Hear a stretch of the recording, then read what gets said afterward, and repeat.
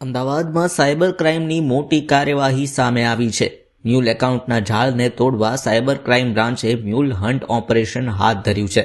Ahmedabad cyber crime બ્રાન્ચે bank account ભાડે આપનાર લોકો સામે કડક કાર્યવાહી શરૂ કરી છે.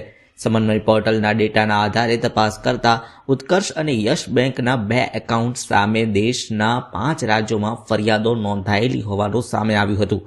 જેના આધારે ખબર પડી કે આ એકાઉન્ટ BFX ટ્રેડિંગ કો માટે ખોલવામાં આવ્યા હતા અને જે બ્રિજેશ પંચાલ અને ગિરીશ કોટેચાના નામે હતા. યસ બેંકના એકાઉન્ટમાં માત્ર 3 મહિનામાં 4.77 કરોડના ટ્રાન્ઝેક્શન થયા હતા.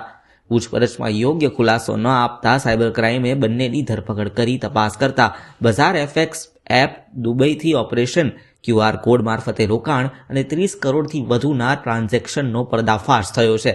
સાયબર ક્રાઇમના mule hunt operation bank account ભાડે આપનારાઓ ફફડી રહ્યા છે.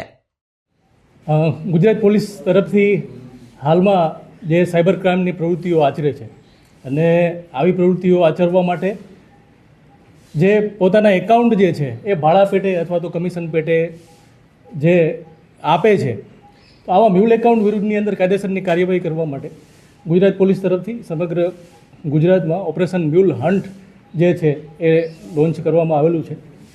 આ ઓપરેશન મ્યુલ હન્ટ અંતર્ગત જે આવા સાયબર ક્રાઇમ આચરતા જે ગુનેગારો છે એના મ્યુલ એકાઉન્ટની આખો એક ડેટાબેઝ જે છે એ તૈયાર કરવામાં આવેલો છે.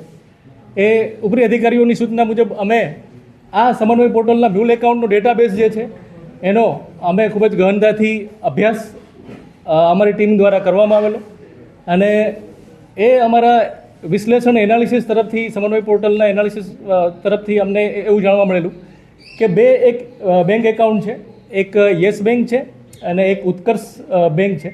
એ બંને બેંક એકાઉન્ટ વિરુદ્ધમાં અલગ અલગ 5 સાયબર ક્રાઇમની ફરિયાદો જે છે ગુજરાત, પંજાબ, કેરાલા વગેરે જગ્યાઓએ સાયબર ક્રાઇમની ફરિયાદો નોંધાયેલી છે. આ હકીકતના આધારે અમે આ બંને એકાઉન્ટની માહિતી અમે અલગ અલગ બેંક પાસેથી અમે માંગેલી હતી.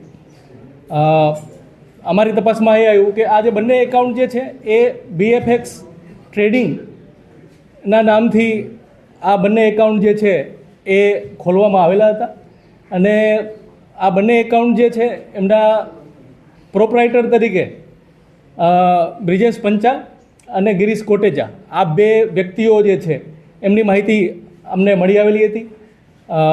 અમે આ બેંકોની જે અમે બેંક સ્ટેટમેન્ટની ડિટેલ કઢાવી તો એમાં પણ યસ બેંક જે છે એની અંદર માત્ર 3 મહિનાની અંદર 4 કરોડ અને 77 લાખ જેટલા ટ્રાન્ઝેક્શનો આ શોર્ટ ટાઈમની અંદર અમને એમાં જણાયા હતા.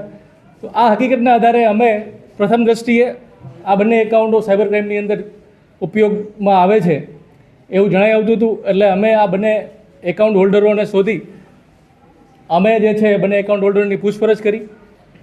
જે આ એકાઉન્ટો બાબતે જે સાયબર ક્રાઇમના જે નાણાં જે જમા થતા હતા એ બાબતે કોઈ જ